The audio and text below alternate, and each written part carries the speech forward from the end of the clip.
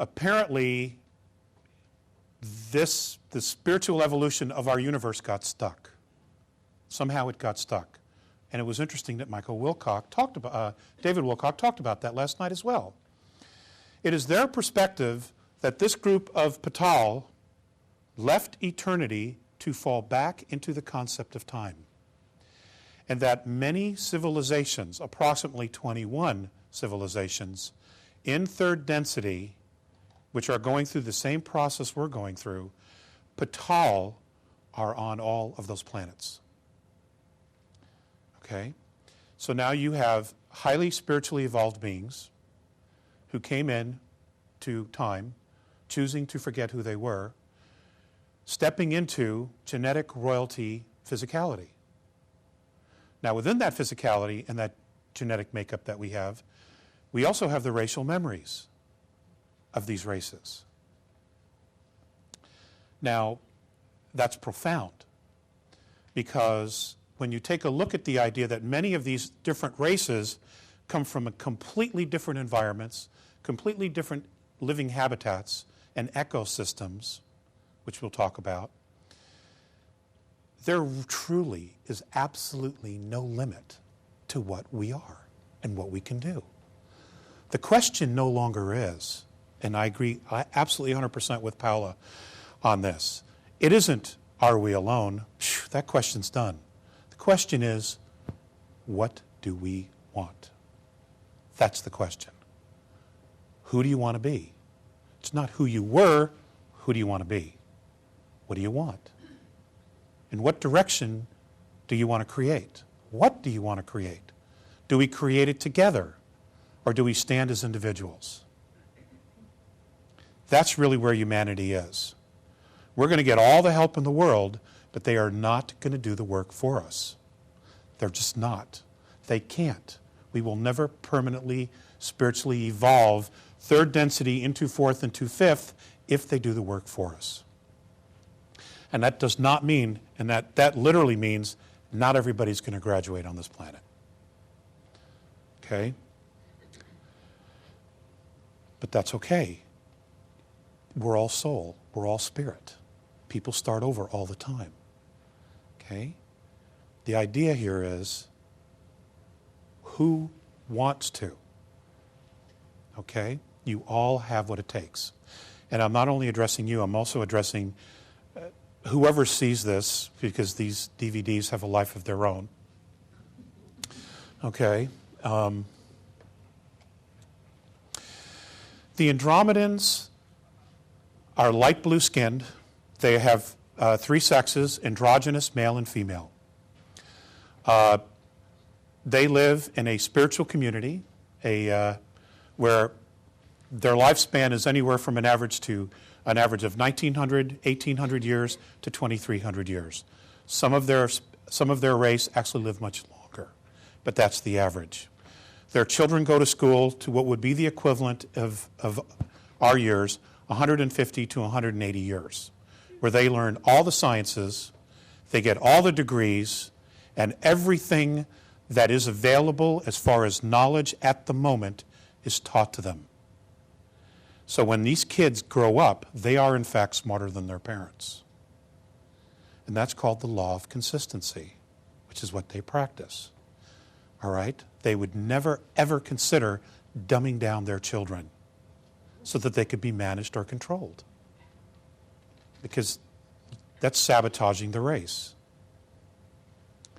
Okay? So they have all these sciences, they have all this technology. They travel in arcs, or motherships, we would call them. The one that I'm the most familiar with, that I spent 3 months on, is an 800 miles cylindrical sphere that has hundreds of floors. It is much bigger on the inside than it is on the outside. And I have no idea how they do that. I still don't know. But even their scout craft are bigger on the inside than they are on the outside. They have these enormous parks on the inside where they grow all their food. They are fruitarians. Okay? They breathe oxygen like we do. They drink water like we do, but they live off of fruit. And they grow these type of fruits on their craft. They have 20, 30, 40-mile parks on virtually every floor, and along the sides of the parks is where they habitate. There's like apartments all around the circles. And there's wildlife, there's animals, there's birds, things that look like squirrels, there's all these different life forms. They also have a lot of different colors. Because they're fifth density, their color spectrum is 221 colors, where our bandwidth is only 72 here. So it's impossible for me to share with you some of the colors that I've seen because there's just no way, there's no point of reference for me to share that with you here. They have animals that, well, the closest thing they have is something that looks like a squirrel, but it isn't a squirrel. Okay, but it's very clever, and all the animal life is telepathic.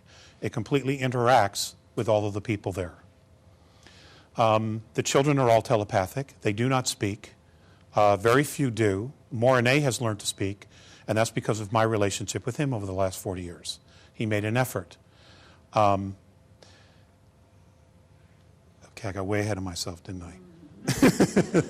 Yeah, it's been a while. I'm a little nervous. My relationship with the Andromedanos have been primarily with two beings. A very old gentleman, a sage. His skin has gone pale because of his age. His name was Phaseus. They don't really use names, they use symbols, but for the benefit of me, because of our culture and how we like to label things on the planet, his tone, his frequency, his symbol would equate to the word Phaseus. So he was Phaseus. Phaseus was about 4 foot 11, 4 foot 9 tall.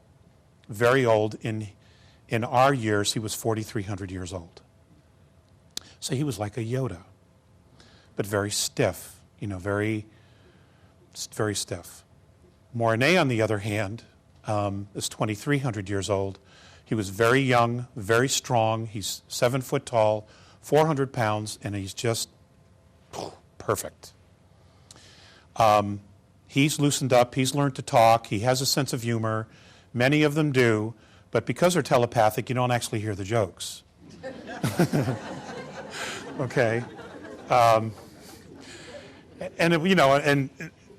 I was very self-conscious in the beginning because sometimes they would look and then they would smile and kind of giggle and they're talking about you, but you just don't know what it is, You can't even eavesdrop.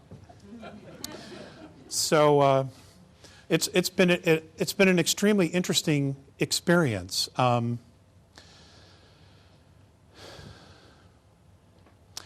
I love them. I absolutely love them. They are my brothers. They are my family. And the Andromedan people love us because genetically they're connected to us. And they have been extremely worried about us for a long time. There was at one point a council meeting in Andromeda. It's only held there. They don't run it. It's only held there because it's a central point for many star systems in that part of our galaxy to talk about us. And I think it's noteworthy to tell you about this. I was told about this in the late 80s. But they don't have the same kind of time that we do, so I don't know the exact time that this meeting actually occurred. But they only shared it with me in the 80s when I was living in Malibu. There was a meeting to decide what to do here. There was a great deal of concern about intervening to assist us in our evolution because there were outside influences that were doing everything they could to suppress our evolution. And that's a whole other story. A very large contingency, fortunately, thought that it was in not only their best interest, but in our best interest to at least give us the opportunity to make our own choices without being manipulated. A smaller group made the argument, and this was their argument. They don't respect themselves, they don't respect each other, and they don't respect their home. What is their value?